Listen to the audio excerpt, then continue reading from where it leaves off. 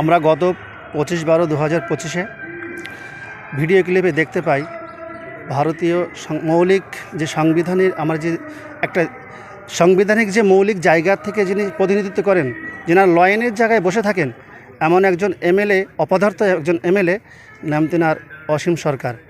তিনি ভারতবর্ষের তথা সারা বিশ্বের, সারা পৃথিবীর মুসলমানদের হৃদয়ের স্পন্দন যে আল কোরআন, ঐশী বাণী, যেটা আল্লাহ পক্ষ থেকে ঐশীভাবে রসুলের পরে অবতীর্ণ করেছেন 23 বছর যাবৎ, সেই জিনিসটাকে তিনি অপব্যাখ্যার মাধ্যমে, বিভিন্ন রকম কটূক্তির মাধ্যমে মুসলমানদের প্রাণে, সারা বিশ্বের হৃদয়ের স্পন্দ যে জায়গা, সেই জায়গায় তিনি আঘাত এনেছেন।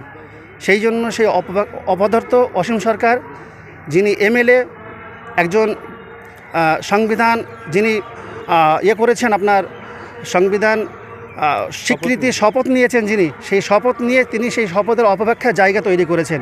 সেই জন্য অপদার্থ অসীম সরকারের বিরুদ্ধে আমরা আজকে বাগদা থানায় আমরা ডেপুটেশন দিয়েছি, এফআইআর করেছি। এবং দাবিতে আপনারা কি চাইছেন? আমরা চাইছি অবিলম্বে অসীম সরকারকে অবিলম্বে গ্রেপ্তার করা হোক, এটা আমাদের প্রথম দাবি। এবং এই আইনানুগ ব্যবস্থা যে সমস্ত তার ধারা আছে, অযোগ্য ধারা, তার মানে শাস্তি যাবজ্জীবন, জামিন অযোগ্য যে সমস্ত ধারা আছে, সেই সমস্ত ধারা দিয়ে আমাদের রাজ্যের যিনি প্রশাসন আছেন তাদের কাছে আমাদের দাবি, বিশেষ করে আমাদের রাজ্যের প্রশাসক মমতা ব্যানার্জি, যিনি আমাদের রাজ্যের বর্তমান সিএম কুর্সিতে বসে আছেন, তেনার কাছেও আমাদের দাবি অবিলম্বে তেনাকে যেন শাস্তি দেওয়া হয় এবং বিধানসভা থেকে যেন তাকে সাসপেন্ড করে দেওয়া হয়, এটা আমাদের দাবি। আপনার নাম?